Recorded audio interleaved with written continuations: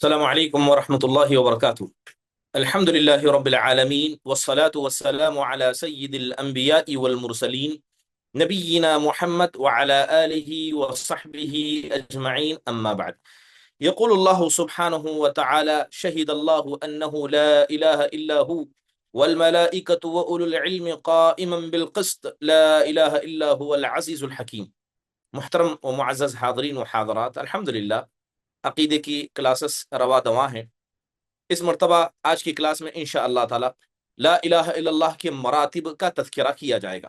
میں نے سورہ آل عمران کی آیت کریمہ پڑھی۔ اللہ تبارک و تعالی فرماتے ہیں کہ اللہ تبارک و تعالی خود گواہی دیتا ہے کہ اللہ کے علاوہ کوئی معبود برحق نہیں، اور اللہ کی وحدانیت کی گواہی اس کے معزز و مقرب بندے فرشتے دیتے ہیں، اور اسی طرح زمین میں رہنے والے اہل علم انصاف کے ساتھ اللہ کے اکیلے ہونے کی گواہی دیتے ہیں۔ لا الہ الا ہوا العزیز الحکیم، اللہ کے علاوہ کوئی اور معبود برحق نہیں ہے، وہی عزیز ہے، وہی حکیم ہے۔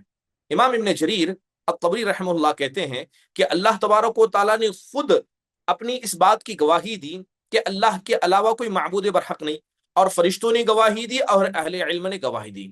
امام ابن کثیر کہتے ہیں کہ اللہ تبارک و تعالیٰ جو خود سب سے کیا ہے، سچا ہے، جو اللہ کو کسی کی گواہ کی ضرورت نہیں، جو عادل ہے اور بات کرنے میں سب سے بہترین ہے، اس کے بعد بھی اللہ تبارک و تعالیٰ نے اپنی الوہیت میں اکیلے ہونے کا اور تمام مخلوقات کے سامنے اس بات کا اعلان کیا کہ سارے اس کے بندے ہیں، اس کے مخلوق ہیں، سب اس کی طرف فقیر ہیں، اور وہ اکیلا ہے جو بے نیاز ہے اور اسے کسی کی ضرورت نہیں۔ اس لیے قرآن میں دوسری جگہ کہا لیکن اللہ یشہد بما انزل الیک انزلہ بعلم والملائکۃ یشہدون وکفی باللہ شہیدا، کہ بے شک اللہ تبارک و تعالیٰ گواہی دیتا ہے جو چیزیں اللہ نے علم کی بنیاد پر آپ کی طرف اتاری ہیں، فرشتے گواہی دیتے ہیں، اور جب بات گواہی کی آئے تو اللہ تبارک و تعالیٰ اکیلا کافی ہے۔ اب یہاں پر اس آیت کریمہ میں جو پہلی آیت میں نے سورہ آل عمران کی پڑھی، اس آیت پر غور کرے تو دیکھیں کہ اللہ نے اپنی وحدانیت کی، یعنی اکیلے ہونے کی گواہی خود دی، اور اللہ نے اپنے ساتھ گواہی میں فرشتوں کو شامل کیا اور اہل علم کو شامل کیا۔ گویا یہ تینوں مل کر اللہ سبحانہ و تعالیٰ کے اکیلے ہونے کی گواہی دے رہے ہیں۔ لہذا ایک طرف بذات خود ہمارا خالق اور مالک و مدبر ہے، اس کے بعد اس کے عظیم مخلوقات فرشتے ہیں، اور اس کے بعد اہل علم کو اللہ تبارک و تعالیٰ نے یہاں پر اکٹھا کیا۔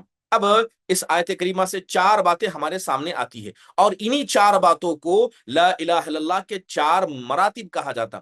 پہلا مرتبہ کہ انسان کو علم ہونا چاہیے کہ لا الہ الا اللہ کا کلمہ ہے کیا۔ دوسرا، انسان کو اس کے ذریعے گفتگو کرنی چاہیے، تو اللہ تبارک و تعالیٰ نے پہلے علم دیا، بتایا کہ لا الہ الا اللہ کیا ہے، اللہ نے اس کے ذریعے گفتگو کی، اللہ تبارک و تعالیٰ نے اس کلمے کی گواہی اور اس کلمے کے بارے میں اپنے بندوں کو بتایا، اور چوتھی چیز یہ ہے کہ اللہ نے اس کلمے کا مکلف اور اس کے تقاضوں کا مکلف اپنے بندوں کو بنایا۔ تو اس اعتبار سے یہ لا الہ الا اللہ کے چار مراتب ہوتے ہیں۔ بات کرتے ہیں پہلے مرتبے کی، کہ پہلا مرتبہ لا الہ الا اللہ کے یہ ہے کہ انسان کے پاس علم ہو، انسان جانے۔ اب یہ بات ہم سب سمجھیں کہ اللہ تبارک و تعالیٰ جب لا الہ الا اللہ کی گواہی دے رہا ہے تو اللہ ہی کی ذات ہے جو ہمیں بتا سکتی ہے اس کلمے کا مطلب کیا ہے۔ کہیں اللہ نے سورہ زخرف کے اندر کہا الا من شہد بالحق وهم يعلمون، مگر جن لوگوں نے حق کے ساتھ گواہی دی اور انہیں اس بات کا بھی علم تھا۔ ابن جریر الطبری رحم اللہ کہتے ہیں کہ کوئی بھی آدمی جو اللہ کو چھوڑ کر غیر اللہ کی عبادت کرتا ہے، وہ دنیا کے اندر کوئی مضبوط دلیل لا نہیں سکتا، نہ اللہ کے پاس ایسے لوگوں کی سفارش کی جائے گی، نہ یہ اللہ کے پاس سفارش کر پائیں گے، مگر جن لوگوں نے حق کی گواہی دی۔ حق کی گواہی کیا ہے؟ وہ اللہ کے اکیلے ہونے کی گواہی۔ لہذا جس نے حق کی گواہی دی، اللہ پر ایمان لایا، توحید کو اپنایا، لہذا اس کے لیے سفارشیں ہوں گی، یا وہ دوسروں کی سفارش کرے گا۔ حقیقت میں یہی کامیابی ہے، اور اس کے بغیر انسان کی زندگی میں اور کوئی چیز معنی نہیں رکھتی۔ تو آپ سمجھیں کہ گویا اللہ تبارک و تعالیٰ نے اس علم کو لازم قرار دیا کہ علم کا ہونا حقیقت میں اس کلمے کے تقاضوں کو پورا کرنے میں فائدہ دیتا ہے۔ دوسرا مرتبہ لا الہ الا اللہ کا تکلم ہے، یہ گفتگو کرنا ہے، اسے بیان کرنا ہے۔ آپ دیکھیں کہ اللہ تبارک و تعالیٰ نے اس کی گفتگو کی ہے، وَجَعَلُوا الْمَلَائِكَةَ الَّذِينَ هُمْ عِبَادُ الرَّحْمَنِ إِنَاثًا أَشَهِدُوا خَلْقَهُمْ سَتُكْتَبُ شَهَادَتُهُمْ وَيُسْأَلُونَ۔ اللہ تبارک و تعالیٰ نے گفتگو کی ہے، اللہ نے کہا کہ ان لوگوں نے اللہ کی بندیوں کو، اللہ تبارک و تعالیٰ کے بزرگ بندوں کو اس کی بندیاں مان لیا، یعنی اللہ کے فرشتوں کو انہوں نے اللہ کے جو مقرب بندے ہیں انہیں کیا ہے فیمیل اور خاتون خواتین بنا دیا۔ اللہ کہتا ہے جب ہم ان کو پیدا کر رہے تھے کیا اس وقت یہ موجود تھے؟ کیا وہ گواہی دے رہے تھے؟ کیا وہ موجود تھے؟ اللہ کہتا ہے کہ ہم ان سے قیامت کے دن اس بارے میں پوچھیں گے، ہم قیامت کے دن اس بارے میں انہیں پوچھیں گے۔ تیسری چیز ہے انسان دوسروں کو خبر کرے، اور چوتھی چیز ہے کہ انسان اس چیز پر عمل کرے۔ یہی لا الہ الا اللہ کے تین اور لا الہ الا اللہ کے چار مراتب ہیں۔ محترم حاضرین، اگر کوئی آدمی ان مراتب کو نہ سمجھے تو آپ سمجھ لیجئے نہ اس کے فضائل کو سمجھ پائے گا، نہ لا الہ الا اللہ کے معنی کو سمجھ پائے گا۔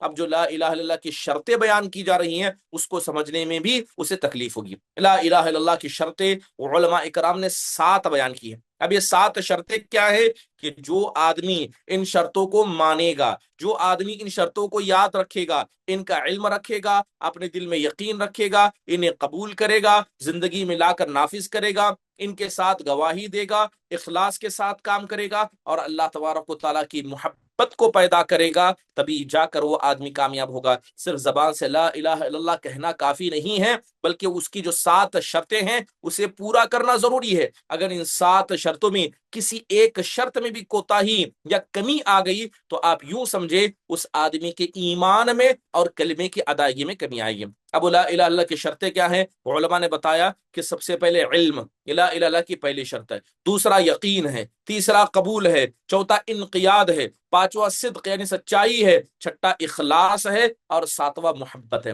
میں ان کے بارے میں مختصر تفصیل بتاؤں گا تاکہ آپ کو سمجھ میں آ جائے کہ لا الہ الا اللہ کی شرطوں کو جاننا، انہیں ماننا، ان پر عمل کرنا انسان کے لیے کتنا ضروری ہے۔ بات اگر لا الہ الا اللہ اس کلمے کی پہلی شرط کی کہیں تو لا الہ الا اللہ کی پہلی شرط ہے کہ اس کلمے کا انسان کو علم ہو، یعنی جب آپ گواہی دیں کہ اللہ کے علاوہ کوئی معبود برحق نہیں، یعنی آپ کہیں کہ اللہ کے علاوہ سارے معبود باطل ہیں، وہ اکیلا ہی اکیلا ہے، یعنی آپ نے سب کا انکار کیا، اللہ کا اقرار کیا، تو انکار کرنے کا علم آپ کو ہونا چاہیے کہ انکار کیا تو آپ نے کیوں کیا، اور اگر اکیلے اللہ کو آپ نے خالق کو مالک مانا ہے تو کیوں مانا ہے، اس کا بھی علم ہونا چاہیے۔ اور اسی بات کے بارے میں اللہ تعالیٰ نے جناب محمد الرسول اللہ صلی اللہ علیہ وسلم کو تنبیہ کی۔ سورہ محمد کے اندر آیا ہے، اللہ نے کہا فَاعْلَمْ أَنَّهُ لَا إِلَهَ إِلَّا اللَّهُ، اے نبی آپ جان لیجیے، اے نبی آپ علم حاصل کر لیجئے کہ اللہ کے علاوہ کوئی معبود برحق نہیں۔ گویا اللہ تبارک و تعالیٰ نے اپنے نبی کو حکم دیا کہ اللہ کے علاوہ کوئی معبود برحق نہیں ہے، اس کا علم حاصل کرنا اے نبی آپ پر واجب ہے، لہذا نہ کسی کی عبادت صحیح ہوگی، نہ کسی آدمی کے دل کا اقرار، زبان کا اقرار یا اسی طرح عمل کا اقرار کامیاب ہوگا یا فائدہ دے گا جب تک کہ وہ آدمی اللہ تبارک و تعالیٰ کے اس کلمے کی معرفت نہ کر دے۔ تو آپ سمجھیں کہ اللہ تبارک و تعالیٰ تک پہنچنے کا طریقہ یہی ہے کہ انسان اللہ کی ذات کے بارے میں علم حاصل کرے، اللہ کے اسماء و صفات پر تدبر کرے، اس کے افعال پر غور کرے، اس بات کا علم رکھے کہ اللہ اکیلا خالق ہے، اس بات کا علم رکھے کہ اللہ ہی کی عبادت ہونی چاہیے، اس بات کا علم رکھے کہ جتنی نعمتیں ہم کو ملی ہیں اس کو دینے والا وہی ہے، ہماری زندگی کو سنوارنے والا، ہماری آخرت کو بہتر کرنے والا، ہمارے دل کے اندر ایمان دینے والا، ہمارے دلوں میں ایمان والوں کے لیے محبت پیدا کرنے والا، قرآن پر تدبر کرنے والا، اور اسی طرح توحید کی طرف لے آنے والا، وہ کون ہے؟ وہ اکیلا اللہ ہے۔ اس بات کا علم انسان کو ہونا چاہیے۔ بلکہ امام ابن جریر الطبری رحم اللہ کہتے ہیں کہ جب اللہ تبارک و تعالیٰ نے جناب محمد الرسول اللہ صلی اللہ علیہ وسلم کو حکم دیا کہ اس کلمے کا علم آپ کو ہونا چاہیے، تو یہ تو بتائیے کہ آپ نبی ہیں، رسول ہیں، اللہ کے پیارے ہیں، آپ اللہ کی طرف سے پیغام پہنچانے کے لیے آئے ہیں، آپ کی زندگی کا یہ مقصد ہے، آپ کو بھی اس کلمے کا علم حاصل کرنے کا حکم دیا۔ اس کا مطلب یہ ہے کہ دنیا کے ہر آدمی کو اس کلمے کا علم ہونا چاہیے، نہ اس کے بغیر اس کی عبادت ہو سکتی ہے، نہ اس کے بغیر وہ آدمی توحید پرست ہو سکتا ہے۔ امام شوکانی رحم اللہ کہتے ہیں کہ جو اللہ نے کہا فَاعْلَمْ أَنَّهُ لَا إِلَهَ إِلَّا اللَّهُ، اے نبی آپ جان لیں کہ اللہ کے علاوہ کوئی معبود برحق نہیں، تو آپ کو پتہ چل جائے گا کہ توحید کے مسئلے میں اللہ اکیلا ہے، تو اطاعت بھی اسی کی ہونی چاہیے۔ اور رہا تک بات نافرمانی کی، شر کی کریں، اللہ کی نافرمانی یہ انسان کو جہنم کا راستہ دکھا دیتی ہے۔ امام سعدی رحم اللہ کہتے ہیں کہ جس طرح انسان کا دل اللہ کو مان لے، اس کی زبان بھی اللہ کو مانے، اور اسی طرح اس کے ہاتھ پیر بھی اسی کی طرف عمل کرے۔ اب سوال یہ ہے کہ لا الہ الا اللہ اس کلمے کا علم رکھنے کا مطلب کیا ہے، کن کن چیزوں کا علم رکھنا چاہیے؟ علماء اکرام نے تقریباً 8 چیزوں کا تذکرہ کیا کہ اگر آپ کو لا الہ الا اللہ کے کلمے کا علم رکھنا ہے تو ان 8 چیزوں کا علم آپ کے پاس ہونا چاہیے۔ سب سے پہلی چیز، لا الہ الا اللہ کا علم رکھنے کا مطلب یہ ہے کہ آپ اللہ کے اسماء کو یاد رکھیں، اللہ کے کتنے نام ہیں ان کو یاد رکھیں، ان کے اللہ کے صفات کو آپ جانیں، اور اسی طرح جو اللہ کے افعال ہیں آپ ان کی کمال کو، ان کی عظمت کو، ان کی جلالت کو جانیں کہ اللہ تبارک و تعالیٰ کیسے کام کرتا ہے، اللہ نے اتنا بڑا آسمان کیسے پیدا کیا۔ جب آپ کے دل میں اللہ تبارک و تعالیٰ کے ناموں کی عظمت آ جائے گی، اس کے صفات کی عظمت آ جائے گی، تو دل کے اندر اللہ تبارک و تعالیٰ کی تعریف، اس کی تمجید، اس کی تکبیر،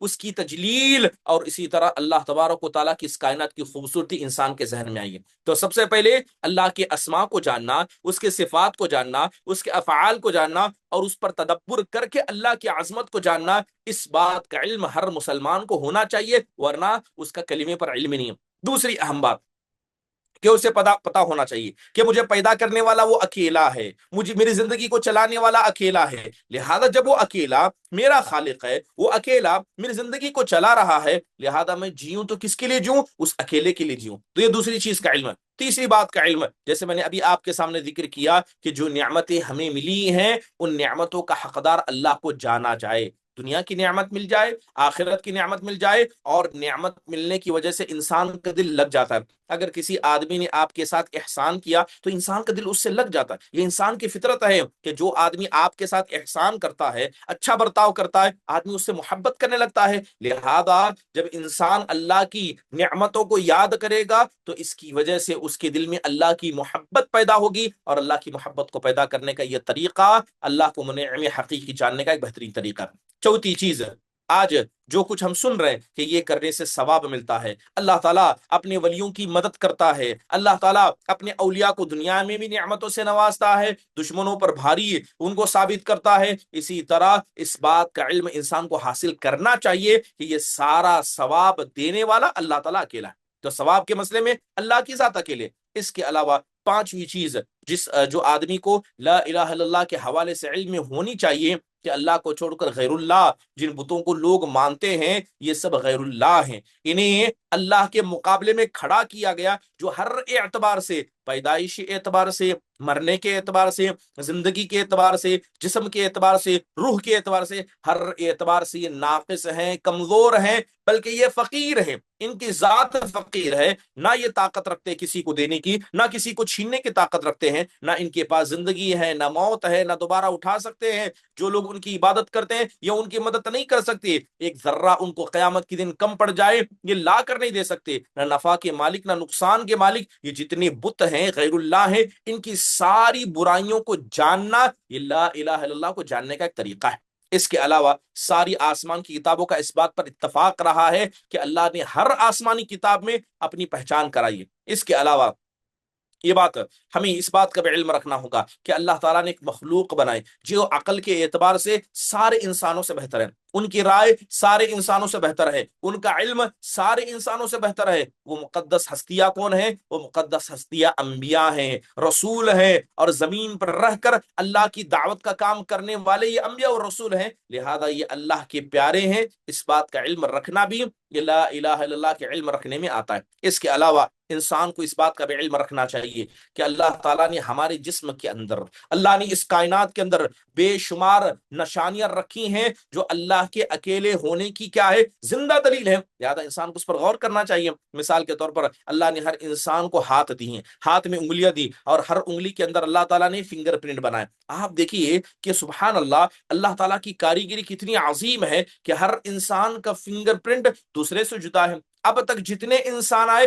کسی کا فنگر پرنٹ دوسرے سے میچ نہیں کرتا. کیا حقیقت میں اللہ کا یہ ایسا عظیم کارخانہ نہیں ہے جس کی مثال انسان نہیں لا سکتا؟ اللہ نے اتنا بڑا آسمان بنایا، کیا اس میں کہیں شغاف ہے؟ کیا اس کے اندر کوئی کمی ہے؟ کیا اس کی خوبصورتی میں کمی ہے؟ کیا اس کو ستونوں سے بنایا گیا ہے؟ اللہ سبحانہ و تعالیٰ کی یہ کاریگری انسان کے دل میں ایمان کو پیدا کر دیتی ہے. تو انسان اپنے دل کے اندر اپنے جسم پر غور کرے، کائنات پر غور کرے. یہ کائنات پر غور کرنا یہ لا الہ الا اللہ کے کلمے پر علم رکھنا اور ایمان رکھنے کے جیسا ہے. تو یہ بات آپ سمجھ لیں. اس لیے اللہ کے نبی علیہ الصلوۃ والسلام نے کہا من مات وهو يعلم انه لا الہ الا اللہ دخل الجنہ. جو آدمی مر جائے اور اسے اس بات کا علم تھا، اس بات کا علم تھا کہ اللہ کے علاوہ کوئی معبود برحق نہیں، وہ جنت میں داخل ہو جائے گا. کیا مطلب ہے علم کا؟ یہی 8 چیزیں جو میں نے بتائی. اللہ کے پاس علم ہے، اللہ کی اکیلے خالق ہونے کا علم ہے، نعمت حقیقی ہونے کا علم ہے، بتوں کے کمزور ہونے کا علم ہے. اللہ تبارک و تعالیٰ اپنے بندوں کے ساتھ رحم کرتا ہے. انبیاء پر ایمان لانا اسی میں سے ہے. اور آسمان و زمین کے اندر جو دلیل اللہ نے پیدا کی اس کا علم اس کے پاس ہے. جو آدمی ان چیزوں پر غور کرے گا تب جا کر اللہ کے نبی نے کہا من مات وهو يعلم، جو مر جائے اور اسے اس بات کا علم تھا کہ اللہ کے علاوہ کوئی معبود برحق نہیں ہے، وہ جنت میں داخل ہوگا. دوسری حدیث کے اندر اللہ کے نبی علیہ الصلوۃ والسلام نے حضرت ابو ہریرہ سے کہا تھا من لقی اللہ وهو یشهد ان لا الہ الا اللہ وانی رسول اللہ غیر شاک فیہما دخل الجنہ. آپ علیہ الصلوۃ والسلام نے کہا اے ابو ہریرہ، جو آدمی اللہ سے اس حال میں ملاقات کرے کہ وہ گواہی دیتا تھا، یعنی علم کی بنیاد پر گواہی دیتا تھا کہ اللہ کے علاوہ کوئی معبود برحق نہیں، میں اللہ کا رسول ہوں، ایسا آدمی اللہ تعالیٰ کی ذات اور مجھ پر شک نہیں کرتا تھا، وہ جنت کے اندر ضرور داخل ہوگا. تو آپ دیکھیں کہ صحابہ اکرام رضوان اللہ علیہم کی جو حدیثیں ہیں جو اللہ کے نبی سے انہوں نے روایت کی کہ جو جان لے، جو پہچان لے، جو گواہی دے، صرف زبان سے گواہی دینا مراد نہیں ہے، بلکہ جتنی 8 چیزوں کا میں نے ذکر کیا ان تمام چیزوں پر علم انسان کو ہونا چاہیے. تو یہ ہے حقیقت میں لا الہ الا اللہ کی پہلی شرط علم کا مطلب ہوا. بات اگر لا الہ الا اللہ کی دوسری شرط کی کریں، دوسری لا الہ الا اللہ کی شرط ہے کہ انسان یقین رکھے. انسان یقین رکھے. کس بات پر یقین رکھے؟ جو اللہ نے کہا اس پر یقین رکھے، جو وعدے اللہ نے کیے اس پر یقین رکھے. بلکہ انسان کا ایمان ہی اسی پر منحصر ہے. سلف صالحین میں سے کسی سے پوچھا گیا کہ آدمی نیک ہے کہ برا ہے،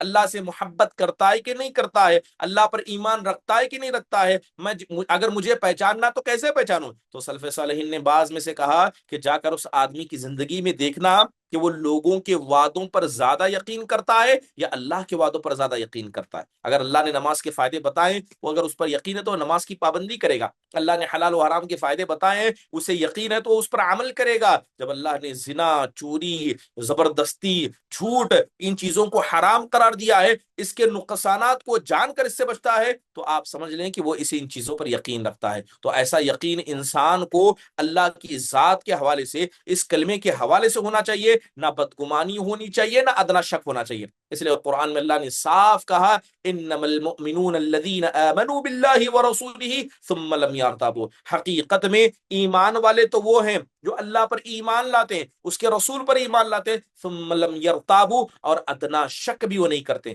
لہذا ہمیں ایمان لانا ہوگا اللہ کے اکیلے ہونے پر، نبی صلی اللہ علیہ وسلم کے رسول ہونے پر، ان دونوں کی اطاعت کے حق ہونے پر ہمیں یقین رکھنا ہوگا. جس آدمی کا ایمان یہاں ڈگمگا جائے، سمجھ لیجئے اس کے دل میں شک آ جائے، مان لیجئے کہ اس آدمی کا ایمان برباد ہو کر رہے گا اور اس آدمی کا ایمان اسے فائدہ نہیں دے گا. اسی لیے امام ابن جریر الطبری کہتے ہیں کہ جب نئے نئے مسلمان ہو کر اعرابی آئے تو ان کے دل میں ابھی ایمان اترا نہیں تھا. انہوں نے کہا کہ ہم ایمان لائے، ایمان لائے. اللہ تعالیٰ نے آیت نازل کرتے ہوئے کہا اے اعرابیوں، اے نئے نئے مسلمان ہونے والوں، اپنے آپ کو مومن نہ کہو، تم تو مسلمان ہو، ابھی اسلام کے ظاہر پر عمل کرتے ہو، ابھی ایمان تو تمہارے دل میں داخل ہی نہیں ہوا ہے، تم کو بس فرائض معلوم ہے، اللہ کی ذات، اس کے رسول، اس کے انبیاء، اس کے فرشتے، خیر اور شر کی تقدیر اور آخرت کے دن پر تو ابھی تمہارا ایمان آیا ہی نہیں ہے. تو بنیادی طور پر سمجھ لیں ایک ظاہری اسلام ہے، ایک باطنی ایمان ہے. ظاہری اسلام پر تو لوگ عمل تو کرتے ہیں،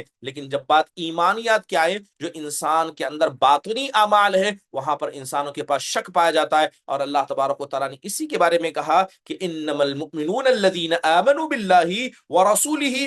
حقیقت میں مومن وہ ہوتے ہیں جو اللہ پر ایمان لاتے ہیں، اس کے رسول پر ایمان لاتے ہیں، اور ان پر، ان کے دونوں کے مسئلے میں ایک ادنا شک بھی نہیں کرتے. اللہ کے نبی علیہ الصلوۃ والسلام کی جو حدیثیں ہیں کہ جو آدمی لا الہ الا اللہ محمد الرسول اللہ پڑھے اور اسے شک نہ ہو، کس بات کا شک نہ ہو؟ جتنی چیزوں کا تذکرہ کیا گیا ان چیزوں کا شک نہ ہو، تبھی جا کر وہ آدمی کیا ہے، حقیقت میں فائدہ مند ہوگا۔ تو اس کا مطلب یہ ہوا کہ مسلمان کو کلمہ توحید پر یقین ہونا چاہیے، اللہ کے اکیلے ہونے پر یقین ہونا چاہیے، نبی کے سچے ہونے پر یقین کرنا چاہیے، جو شریعت ہم کو دی گئی سب سے بہترین شریعت تھی اس پر یقین ہونا چاہیے، ہم مر جائیں گے ہمارے ساتھ کیا ہونے والا ہے اس پر یقین ہونا چاہیے، جو مصیبت آ رہی ہے اس مصیبت کو اللہ نے ہمارے پیدا کرنے سے، بلکہ آسمان و زمین کو پیدا کرنے سے 50,000 سال پہلے لکھ دیا تھا، اس بات کا یقین انسان کو ہونا چاہیے۔ یہی یقین لا الہ الا اللہ کی دوسری شرط ہے۔ علماء اکرام نے لا الہ الا اللہ کی تیسری شرط بیان کی کہ انسان قبول کرے۔ اب ایک تو کلمے کا علم آ گیا، دوسرا آپ نے کیا کیا، اس کلمے کو دل میں جگہ دے دی، دل پر اس پر یقین کر لیا۔ اب تیسری اہم بات آتی ہے کہ دل سے اس کو قبول بھی کرے۔ قرآن میں اللہ تبارک و تعالیٰ نے کچھ لوگوں کا ذکر کیا، کچھ بدبختوں کا ذکر کیا۔ سورہ صافات میں اللہ فرماتے ہیں انہم کانوا اذا قیل لهم لا الہ الا اللہ یستکبرون ویقولون انا لتارکو آلہتنا لشاعر مجنون بل جاء بالحق وصدق المرسلین۔ اللہ تبارک و تعالیٰ کہتا ہے کہ جب ان کے پاس ہمارے رسول آئے اور آ کر کہا کہ کہو اللہ کے علاوہ کوئی معبود برحق نہیں ہے، یستکبرون، ان لوگوں نے قبول نہیں کیا، ان لوگوں نے تکبر کیا اور کہتے تھے کیا ہم اپنے ان خداؤں کو جنہیں ہمارے باپ دادا پوجتے آئے ہیں اس پاگل شاعر کے لیے ہم چھوڑ دیں؟ بل جاء بالحق، اللہ نے کہا کہ جسے تم پاگل شاعر کہہ رہے ہو وہ اللہ تبارک و تعالیٰ کی طرف سے حق لے کر آیا ہے، اور رسول ہمیشہ سچے ہوتے ہیں۔ تو گویا اللہ تبارک و تعالیٰ نے ان مشرکین کا تذکرہ کیا،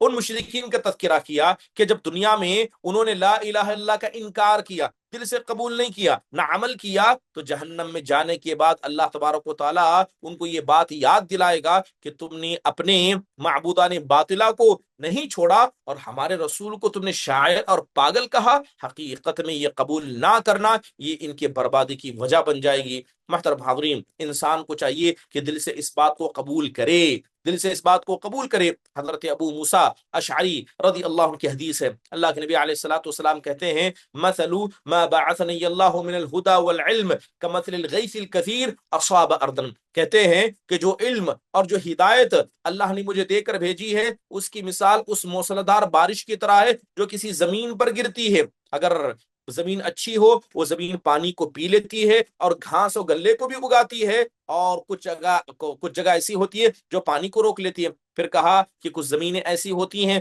جو پانی کو تو روک لیتی ہیں، لوگ اس سے پیتے ہیں اور کھیتی کے لیے استعمال کرتے ہیں، لیکن زمین پانی خود نہیں پیتی، اور ایک زمین کچھ ایسی ہوتی ہے جو بنجر ہوتی ہے، نہ پانی کو پیتی ہے، نہ پانی کو اپنے پاس رکھتی ہے، نہ گھاس اگاتی ہے۔ اللہ کے نبی صلی اللہ علیہ وسلم نے 3 زمینوں کا مثال دی۔ ایک زمین جو خود بھی فائدہ اٹھاتی ہے، اس سے دوسرا بھی فائدہ اٹھاتے، ایک زمین جو دوسروں اس سے فائدہ اٹھاتے لیکن وہ زمین خود فائدہ نہیں اٹھاتی، تیسری بنجر زمین، نہ اس بارش سے اس نے فائدہ اٹھایا نہ اس سے کسی غیر نے فائدہ اٹھایا۔ کہتے ہیں کہ یہ دین پر عمل کی بات ایسی ہی ہے۔ کچھ لوگ ایسے ہوتے ہیں جو دین کو مان لیتے ہیں، ماننے کے بعد اس پر عمل کر کے یہ دین ان کو فائدہ پہنچا دیتا ہے۔ کچھ ایسے ہیں مان تو لیتے ہیں لیکن عمل نہیں کرتے، کچھ ایسے ہیں نہ مانتے ہیں نہ عمل کرتے ہیں۔ وہ یہ اللہ تبارک و تعالیٰ کی علم و ہدایت کی ایک زندہ مثال اور زندہ تصویر حدیث کے اندر پیش کی گئی ہے۔ اس کے علاوہ چوتھی شرط لا الہ الا اللہ کی جو علماء نے بیان کی ہے وہ انقیاد ہے۔ انقیاد کا مطلب کیا ہے؟ انقیاد کا مطلب جیسے قرآن میں اللہ نے کہا وَمَن يُسْلِمْ وَجْهَهُ إِلَى اللَّهِ وَهُوَ مُحْسِنٌ فَقَدِ اسْتَمْسَكَ بِالْعُرْوَةِ الْوُثْقَىٰ وَإِلَى اللَّهِ عَاقِبَةُ الْأُمُورِ، کہ جو آدمی اپنے چہرے کو اللہ کی طرف متوجہ کرے، عبادت میں وہ احسان کرنے والا ہو، تو سمجھ لیجئے اس آدمی نے مضبوط کڑے کو پکڑ لیا اور معاملے کی انتہا اللہ تعالیٰ کے پاس ہے۔ یعنی جو آدمی عمل کرے، جو آدمی علم تھا، یقین کرتا تھا، دل سے زبان سے قبول کیا، اب باری آتی ہے عمل کی۔ عمل کس کی؟ کس بات کا عمل؟ اللہ تبارک و تعالیٰ کی اطاعت میں عمل کرے، اللہ کی نافرمانی سے بچے، نبی کی شریعت پر عمل کرے، مخلوق کے ساتھ احسان کا معاملہ کرے۔ جو آدمی عمل میں پختہ ہوگا لا الہ الا اللہ کے کلمے کے اندر، وہ آدمی کامیاب ہو جائے گا۔ بلکہ اللہ تبارک و تعالیٰ نے صاف کہا کہ انسان کو چاہیے کہ وہ اللہ کی نافرمانی ادنا بر بھی نہ کرے۔ بلکہ ابن عباس رضی اللہ عنہ کہتے ہیں کہ جس نے مضبوط کلمے کو پکڑ لیا، جسے قرآن میں اللہ نے کہا فَقَدِ اسْتَمْسَكَ بِالْعُرْوَةِ الْوُثْقَىٰ، کہ اس نے ایک مضبوط کلمے کو پکڑ لیا، ایک مضبوط کڑے کو باندھ لیا۔ وہ کڑا کیا ہے؟ لا الہ الا اللہ ہے، لا الہ الا اللہ ہے۔ حدیث جبرائیل کے اندر موجود ہے کہ جب اللہ کے نبی صلی اللہ علیہ وسلم سے پوچھا گیا مل ایمان، ایمان کیا ہے، تو جواب دیا الایمان ان تؤمن باللہ و ملائکتہ۔ اللہ کے نبی نے ایمان کی تعریف کرتے ہوئے کہا ایمان اللہ پر ایمان لانا ہے، اس کے رسول پر، اس کی کتابوں پر، اس کے فرشتوں پر، تقدیر کی بھلائی برائی پر، اور آخرت کے دن پر ایمان رکھنا ہے۔ اس کے بعد کہا گیا کہ جو باتیں آپ کہتے ہیں وہ سچ ہیں، حق ہیں۔ ابن باز رحم اللہ کہتے ہیں کہ سب سے عظیم کلمہ یہی ہے، سب سے افضل کلمہ یہی ہے، اگر انسان قول و عمل میں اس کا ساتھ دے دے یہ کلمہ اس کو فائدہ پہنچائے گا۔ صرف زبان سے اقرار کرنا کافی نہیں ہوگا، بلکہ دل سے ماننا ہوگا، زبان سے اقرار کرنا ہوگا، دل میں جگہ دینی ہوگی، اس پر عمل کر کے بتانا ہوگا۔ یہی تو مسئلہ تھا منافقین کا۔ کیا منافقین زبان سے لا الہ الا اللہ نہیں کرتے تھے؟ کیا مسلمانوں کے ساتھ نہیں رہتے تھے؟ ان لوگوں نے زبان سے اقرار کیا، زبان سے اقرار کیا، لیکن جب بات دل سے ماننی کی آئی، دل سے اس بات کو نہیں مانا، اور اسی طرح عمل کو انہوں نے ٹھکرایا، عمل کو انہوں نے ٹھکرایا، تو اللہ تبارک و تعالیٰ نے ایسے منافقوں کو مشرک قرار دیا، کافروں کے ساتھ، یہود و نصارہ کے ساتھ انہیں کھڑا کر دیا۔ اگر کوئی آدمی کلمے کو مانتا ہے لیکن حلال و حرام کی تمیز نہیں کرتا، وہ آدمی توحید پرست بننے کا دعویٰ کرتا ہے، شرک سے نہیں بچتا، تو ایسا آدمی حقیقت میں اللہ کا نافرمان ہے، اور اللہ نے ایسے نافرمانوں کے لیے کیا ہے؟ اپنا عذاب تیار کر رکھا ہے۔ اس کے علاوہ پانچویں شرط ہے صدق، سچائی۔ لا الہ الا اللہ کی پانچویں شرط ہے صدق اور سچائی۔ سچائی کیا ہے؟ کہ انسان جو دل میں موجود ہے زبان پر بھی وہی لائے، اور زبان پر جو ہے دل کے اندر وہی موجود ہو، تو گویا اس کا دل اور اس کی زبان مل جائے، یہ سچا ہو جائے۔ ایسا نہ ہو کہ زبان کا سچا دل کا جھوٹا، یا دل کا سچا زبان کا جھوٹا ہو، نہیں، کلمہ توحید کے مسئلے میں اس کا دل اور زبان دونوں مل جانا چاہیے، تبھی جا کر انسان کامیاب ہو سکتا ہے۔ اس لیے اللہ تبارک و تعالیٰ نے اس کو صدق سے ذکر کیا، یا ایھا الذین آمنوا اتقوا اللہ وکونوا مع الصادقین، کہ ایمان والو اللہ سے ڈرو اور سچوں کے ساتھ ہو جاؤ۔ سچے کون ہیں؟ جو زبان سے کہتے ہیں تو عمل کر کے بھی دکھاتے ہیں، تو گویا ان کا کہنا اور ان کا کرنا یہ دونوں الگ نہیں ہے، وہی آدمی سچا ہے۔ لہذا سچائی یہ نہیں ہے کہ انسان دل کے اندر بہت ساری تمنا رکھے، عمل کے مسئلے میں کوتا ہو جائے، بلکہ قیامت کے دن سچے لوگوں کی سچائی ہی انہیں فائدہ دے گی۔ اس اللہ نے کہا ھذا یوم ینفع الصادقین صدقہم، کہ یہ وہ دن ہے کہ سچوں کی سچائیاں انہیں آج کے دن فائدہ پہنچائیں گے۔ محترم حاضرین، منافقین سچے نہیں تھے، منافقین زبان سے اقرار کرتے تھے، دل سے اقرار نہیں کرتے تھے، زبان سے کہتے تھے کہ ہم آپ کے ساتھ ہیں، لیکن پیچھے چل کر دھوکہ دیتے تھے، تو یہ جھوٹے تھے، یہ جھوٹے تھے۔ اسلام کو ظاہر کرنا، کفر کو دل میں چھپا کر رکھنا، ایمان کو ظاہر کرنا، منافقت کو دل میں رکھنا، اللہ تعالیٰ نے ایسے لوگوں کے بارے میں کہا وَمِنَ النَّاسِ مَن يَقُولُ آمَنَّا بِاللَّهِ وَبِالْيَوْمِ الْآخِرِ وَمَا هُمْ بِمُؤْمِنِينَ يُخَادِعُونَ اللَّهَ وَالَّذِينَ آمَنُوا وَمَا يَخْدَعُونَ إِلَّا أَنفُسَهُمْ وَمَا يَشْعُرُونَ، کہ جو لوگ کہتے ہیں،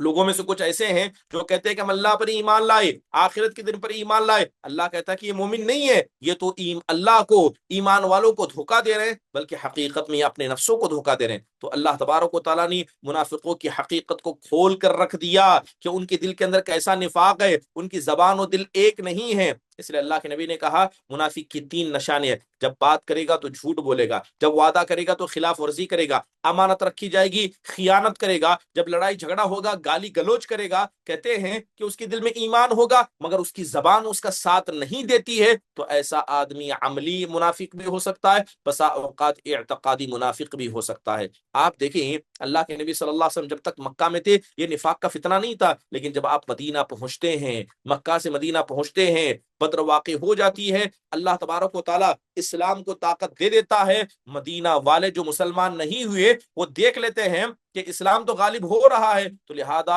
مسلمانوں کو دھوکہ دینے کے لیے، اپنی عزت کی حفاظت کرنے کے لیے، مسلمانوں کے ساتھ رہ کر ان کا فائدہ اٹھانے کے لیے ان لوگوں نے ایسے کام کو کیا۔ اللہ تبارک و تعالیٰ نے ایسے منافقوں کی ساری حرکتوں کو مسلمانوں کے سامنے لا کر رکھ دیا، مسلمانوں کے سامنے لا کر رکھ دیا، تاکہ یہ منافقین کیا ہے؟ مسلمانوں کو دھوکہ نہ دے سکیں۔ محترم حاضرین، تو ضروری ہے کہ انسان سمجھے کہ یہ سچائی کتنی اہم معنی رکھتی ہے، کہ انسان کی زبان و دل مل جائے، ورنہ اگر یہ دونوں جدا ہو جائیں تو انسان کو چیزیں فائدہ نہیں پہنچاتی ہیں۔ اس لیے علماء نے کہا کہ سچائی تین چیزوں میں ہونی چاہیے، مدارج السالکین کے اندر یہ بات لکھی گئی، کہتے ہیں کہ سچائی تین چیزوں میں ہونی چاہیے، انسان بولنے میں سچا ہو، انسان بولنے میں سچا ہو، جھوٹ باز زبان سے نہ کرے، اعمال میں سچا ہو، دوسرا سچا عمل میں سچا ہو، یعنی جو کہہ رہا ہے اسے کر رہا ہو، جو نبی کی سنت ہے اس پر عمل کر رہا ہو، اور تیسری چیز ہے کہ حالتوں میں سچا ہو، ایک تو زبان کا سچا، دوسرا عمل کا سچا، تیسرا حالت ہے، یعنی جو اس کی دل کی حالت ہے وہ اخلاص کی بنیاد پر ہو۔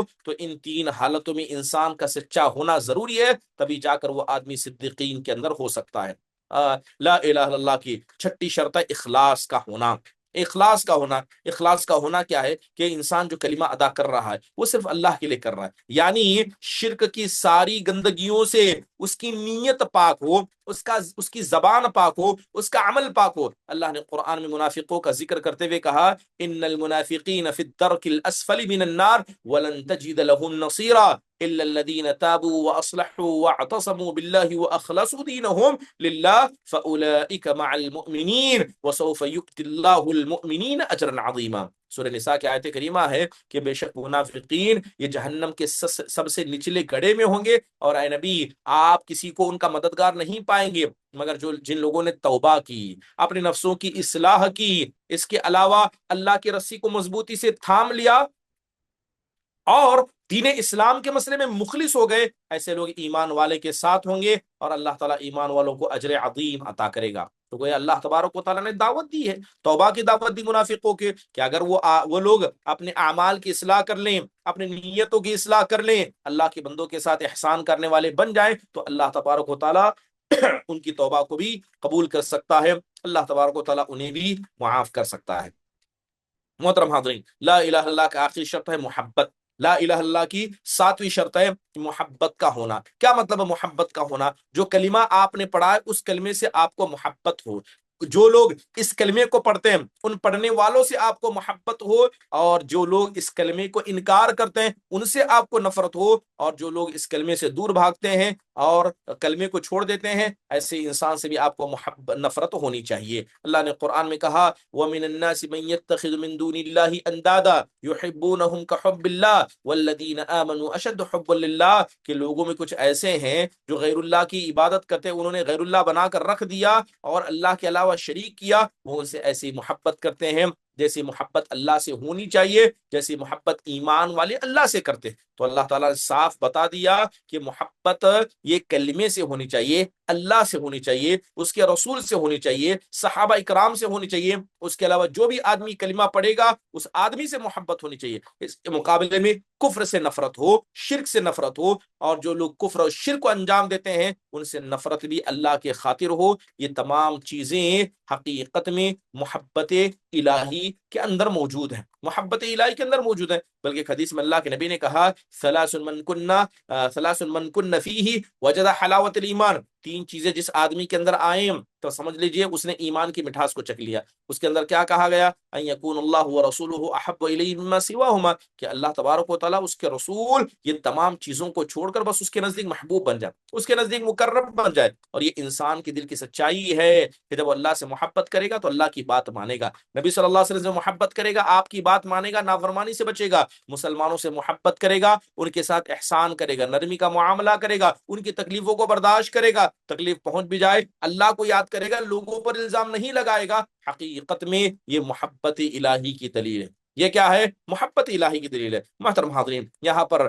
یہ لا الہ الا اللہ کی 7 شرطیں ہیں: علم کا ہونا، یقین کا ہونا، قبول کا ہونا، انسان کا انقیاد یعنی اطاعت کرنا، سچا ہونا، مخلص ہونا، اور محبت کا ہونا۔ یہ تمام کی تمام چیزیں لا الہ الا اللہ کے لیے بہت ضروری ہیں۔ اگر کوئی آدمی ان شروط کو نہیں مانتا ہے، ان شروط کے مسئلے میں ادنا کوتاہی بھی کرتا ہے، تو ایسا آدمی کلمے کے اندر ناقص ہے، اور جو آدمی کلمے کے اندر ناقص ہے ایسے آدمی کو کیا ہے؟ اللہ تبارک و تعالیٰ کے مسئلے میں ڈرنا چاہیے، اللہ تبارک و تعالیٰ کے مسئلے میں ڈرنا چاہیے۔ انشاءاللہ تعالیٰ یہاں تک توحید الوہیت کی بات چل رہی تھی، اس کے اندر الوہیت کا مقام و مرتبہ، تعریف بتائی گئی، کلمہ لا الہ الا اللہ کے بارے میں، شہادتین کے بارے میں بتایا گیا۔ انشاءاللہ تعالیٰ آئندہ آنے والی مجلس میں عبادت کے حوالے سے کچھ بنیادی باتوں کو رکھا جائے گا۔ کہ عبادت کسے کہتے ہیں، عبادت کن کن چیزوں کو عبادت کہا جاتا ہے، عبادت کے کتنے ارکان ہیں، اور ہماری عبادتوں کا حقدار کون ہے. انشاءاللہ آئندہ مجلس میں اس کا ذکر کیا جائے گا، اور یہ توحید الوہیت کے ماتحت میں ہے. اس کے بعد ہم آخر میں توحید اسماء و صفات کی طرف مختصر ایک درس کے اندر اس کو بیان کریں گے. اللہ تعالیٰ سے دعا ہے اللہ تبارک و تعالیٰ ہمارے سوٹنے بیٹھنے کو قبول فرمائے. اگر کسی کوئی سوال ہو تو مختصر انداز سے پوچھ لے. السلام علیکم ورحمۃ اللہ وبرکاتہ. وعلیکم السلام ورحمۃ اللہ وبرکاتہ. شیخ میرے دو سوال تھے. تو پہلا یہ کہ اگر انسان زبان سے بھی مان لے اس کلمے کا اور دل سے بھی قبول کرے، لیکن عمل کے لیے الگ اگر عمل نہیں کر رہے، صرف اللہ سے دعا کر رہے اللہ مجھے اللہ کی توفیق ہو، تو یہ کیا جھٹلانا ہوتا کیا؟ اور دوسرا سوال یہ کہ اللہ سے شکایت کرنا اور اللہ سے کچھ شکایت کرنا میں کیا فرق ہے؟ اگر اللہ سے ہم ایسا دعا کر سکتے ہیں اللہ بہت صبر بہت زیادہ نہیں کر سکتے، تو اس پر کیا اللہ کی شکایت ہو سکتی کیا؟ مطلب اللہ سے شکایت ٹھیک نہیں ہے کرنا، شکوہ نہیں کرنا بلکہ سنی میں، تو اس میں کیسا ہم اللہ سے دعا کر سکتے ہیں اس کے؟ ٹھیک ہے. دیکھیے، جہاں تک بات آپ نے پہلی یہ کہی کہ سب سے پہلی چیز تو یہ ہے کہ انسان اگر زبان سے اقرار کرے اور دل سے مانے، لیکن عمل کے مسئلے میں کوتا ہو، کلمہ مانتا ہے اور دل سے قبول بھی کرتا ہے مگر عمل میں کمزور ہے، تو کیا ہے جھٹلانا؟ یہ پہلا سوال تھا. نہیں، حقیقت میں جگہ تو نہیں ہے. صرف عمل میں کمزوری یا سستی کا ہونا جھٹلانا نہیں ہے. جب تک دل میں انکار نہ آئے، دل میں تکبر نہ آئے، یا شریعت کو غلط سمجھنا نہ آئے. اہل السنہ والجماعہ کے نزدیک ایمان دل کے عقیدے کا نام ہے، زبان کے اقرار کا نام ہے، اور ہاتھ و پیر سے عمل کرنے کا نام ہے. اب نیکیوں میں سب ایک جیسے نہیں ہو سکتے. کیا ہر انسان نیکیوں میں انبیاء کے جیسا ہو سکتا ہے؟ نہیں ہو سکتا. ٹھیک ہے، ابن باز رحم اللہ سے یہ بات پوچھی گئی تو انہوں نے کہا کہ نہیں، ایمان گھڑتا اور بڑھتا ہے. گھڑتا اور بڑھتا مطلب عمل کرنے میں کوئی زیادہ ہوگا کوئی کم ہوگا، یہ جٹلانا نہیں ہے. لیکن یہ بات بھی ہے کہ صرف یا اللہ توفیق دے کہتے رہنا، جان بوجھ کر فرض عمل کو چھوڑنا اور صحیح راستے پر نہ چلنا، یہ دعا کے مسئلے میں بھی غلط ہے. جب آپ دعا کر رہے ہیں تو دعا کا ساتھ بھی آپ کو دینا چاہیے، نیک عمل کرنا چاہیے، پھر دعا کرنا چاہیے. یا اللہ مجھے نماز کی توفیق دے، آج سے میں ایک نماز میں نہیں چھوڑوں گا، چاہے کمزور ہوں، تاخیر ہوں، زندہ جب بھی رہوں گا میں نماز کو پڑھوں گا. اس بات کا عہد و پیمان کرے، پھر اللہ سے دعا کرے. بہت سے لوگ کیا کرتے ہیں، اللہ تعالیٰ سے نیک عمل کی توفیق مانگتے ہیں لیکن نیک عمل میں خود پیچھے بھاگتے ہیں. تو یہ کہیں نہ کہیں غلط ہے، کہیں نہ کہیں غلط ہے. دوسری بات آپ نے کہی کہ اللہ سے شکایت کرنا. ٹھیک ہے، تو کیا مسئلہ ہے؟ دیکھیے قرآن کے اندر اللہ کہتا ہے انما اشکو بثی وحزنی الی اللہ، میں اپنی پریشانی اور غم کی شکایت صرف اللہ تجھ ہی سے کرتا ہوں. ٹھیک ہے، سورہ یوسف کے اندر اس کا ذکر ہے. اللہ سے شکایت کرنا جائز ہے، بلکہ یہ انبیاء کا طریقہ ہے. یعنی اپنا دکھ، کمزوری، غم بس اللہ کے سامنے رکھنا. جیسے حضرت یعقوب علیہ الصلوۃ والسلام نے کہا تھا، اے اللہ میرے یوسف کو مجھ سے چھین لیا گیا، بنیامین کو چھین لیا گیا، اے اللہ میری اولاد مجھ سے دور ہو گئی. اتنا غم ہوا کہ ان کی آنکھیں چلی گئی. تب انہوں نے کیا کہا؟ انما اشکو بثی وحزنی الی اللہ، کہ میں اپنی پریشانی، میں اپنی تکلیف کی شکایت صرف اللہ تجھی سے کرتا ہوں. اس لیے علماء نے اپنا دکھ پیش کرنا صبر کے خلاف نہیں ہے، بلکہ اللہ پر بھروسہ اور اس کی بندگی کی علامت ہے. اللہ کی رہا مسئلہ اللہ کی شکایت کرنا، یعنی دل سے کرنا، یعنی یہ کہے کہ اللہ تبارک و تعالیٰ یہ میرے ساتھ صحیح نہیں ہوا ہے، اے اللہ میرے حق میں غلط ہوا ہے، اے اللہ میرے ساتھ نہیں ہونا چاہیے تھا. تو حقیقت میں یہ اللہ کے مسئلے میں شکایت کرنا ہوا، یعنی اللہ تبارک و تعالیٰ کے سامنے شکایت کرنا ہوا. بہت سے لوگ کیا کرتے ہیں، اے اللہ میں کمزور ہوں، صبر نہیں ہو رہا، میری مدد فرما، اے اللہ میرے دل کو تو سنبھال لے، اے اللہ مجھے صبر دے، اے اللہ میں تجھ پر یقین کرتا ہوں، اے اللہ میرے غم کو دور کر دے. تو لوگ اس طرح کی دعائیں تو کرتے ہیں، لیکن شکایت یہاں کہاں ہے؟ شکایت انسان کو کرنی چاہیے، اے اللہ میں کمزور ہوں، اے اللہ شیطان نے مجھے گمراہ کر دیا، اے اللہ میرا نفس مجھ پر غالب ہے، اے اللہ تو ہی مجھے بچا سکتا ہے. آپ اللہ کے توکل کا سہارا لیں. شکایت بھی کرنے کا طریقہ وہی ہونا چاہیے جو انبیاء کا تھا، تبھی جا کر یہ اللہ تعالیٰ کے پاس شکایتیں انسان کی کامیاب دیتی ہیں. امید ہے کہ بات واضح ہوگی انشاءاللہ. جزاک اللہ خیر. حیاک اللہ مرحبا. عائشہ. السلام علیکم ورحمۃ اللہ وبرکاتہ. شیخ جیسا ابھی آپ نے بتایا وعلیکم کہ السلام ورحمۃ مطلب اللہ وبرکاتہ. آپ نے بتایا کہ کچھ لوگ جب بھی وعدہ کرتے تو وعدہ خلافی کرتے اور جب بھی بولتے ہیں تو جھوٹ بولتے. ایسی بہت ساری کوالٹیز آج کل کے عام مسلمانوں میں بھی دکھتی ہے. تو پھر کیسے ایسے مسلمانوں سے ڈیل کرے، ان پہ بلیو کیسے کرے؟ بزنس وغیرہ کرو تو وہ جب بھی وعدے کریں گے پھر اس کے بعد ہے نا جب بھی بولیں گے تو جھوٹ ہی بولیں گے، تو کیسا پھر ڈیل کرنا ہے ایسے مسلمانوں سے؟ دیکھیے جہاں تک بات منافقوں کی کہی گئی، منافق دو طرح کے ہوتے ہیں، ایک عقدی منافق جن کا عقیدہ ہی غلط ہے، یعنی ایمان میں جھوٹے ہیں، ٹھیک ہے، یہ کافر ہے۔ دوسرا منافق وہ ہوتا ہے جو عقدی نہیں بلکہ عملی منافق ہے، عمل میں کوتا ہے، جیسے آپ نے کہا بات کرے تو جھوٹ بولے، ہاں، امانت رکھی جائے تو خیانت کرے، لڑائی جھگڑا ہو تو گالی گلوچ کرے، یہ منافقوں کی علامت ہے۔ علماء نے وضاحت کرتے بتایا کہ مسلمان کبھی ایک جھوٹ بول سکتا ہے، کبھی وعدہ بھی کر سکتا ہے، لیکن وہ منافق ایسا نہیں ہوتا کہ اسلام سے خارج ہو جائے گا، ٹھیک ہے۔ اب بہت سارے مسلمان سچے بھی ہیں، امانت دار بھی ہیں، ایسے لوگوں سے معاملہ کیسا کرنا؟ اگر کسی شخص کا تجربہ بار بار ہو رہا ہے، وعدہ کرتا ہے توڑ دیتا ہے، پیسے کے معاملے میں قابل اعتماد نہیں ہے، بار بار جھوٹ اس کا پکڑا گیا ہے، تو شریعت یہ نہیں کہتی کہ آنکھ بند کر اس پر اعتماد کرتے رہو۔ اللہ تعالیٰ نے قرض کے معاملے میں صاف لکھا کہ قرض دے تو لکھ لیا کرو، ٹھیک ہے، یا اذا تداینتم بدین فاکتبوہ، کہ جب اللہ تبارک و تعالیٰ کہتا ہے جب قرض دیا کرو تو لکھ لیا کرو۔ حالانکہ صحابہ اکرام مسلمان تھے اور ایک دوسرے پر یقین کرتے تھے، سب سے سچے لوگ تھے، لیکن اس کے بعد بھی قرض دیتے یا کوئی ڈیل کرتے تو لکھا لیا کرتے، کیونکہ لکھنا اسلام کا حکم ہے۔ لہذا کرنا کیا ہے؟ حسن زن ہر کسی سے رکھیے، لیکن اتنا سادہ نہیں کہ لوگ آپ کو دھوکہ دیں۔ بڑے مالی معاملات میں لکھا پڑھی کیجئے، رسید ہو، معاہدہ ہو، گواہ ہو، ریکارڈ ہو، سب ہو، اور بار بار دھوکہ دینے والوں کو احساس ذمہ داری یاد دلائیں کہ تم کتنا غلط کر رہے ہو۔ اور اب بات اگر بزنس کی آئے، بزنس انسان کا اگر حلال مال ہے تو ایسے لوگوں سے تجارت نہیں کرنا جو دھوکہ دیتے ہیں، بار بار انسان کو دھوکہ دیتے ہیں، کیونکہ مومن ایک بل سے ایک ہی بار ڈسا جاتا ہے، ایک بل سے بار بار ڈسا نہیں جاتا، ٹھیک ہے۔ اگر کسی خاص شخص کا مسلسل تجربہ خراب ہے تو اس کا یہ مطلب نہیں کہ سب بھی خراب ہوں گے، ٹھیک ہے، اس کی غیبت کرے، اس کی یہ کرے، بہرحال اس سے بچنا چاہیے۔ اور اگر تجارت کرے تو لکھا پڑھی کا معاملہ کیجیے، بات چیت سے معاملہ حل ہوتا ہے تو ٹھیک ہے، ورنہ انسان اپنے مال کو بچانے کے لیے یہ ہندوستانی لا ہے، کورٹ کا بھی سہارا لے سکتا ہے۔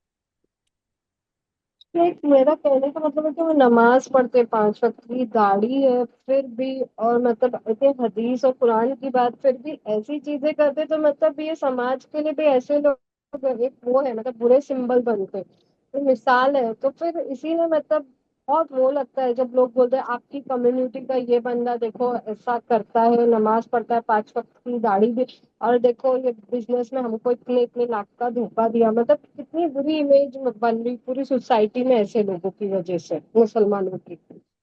دیکھیے ظاہری بات ہے، جو آدمی برا ہوگا لوگ اس سے نفرت کریں گے۔ اب یہاں پر مسلمان ہونا یا غیر مسلمان ہونا ایک الگ بات ہے۔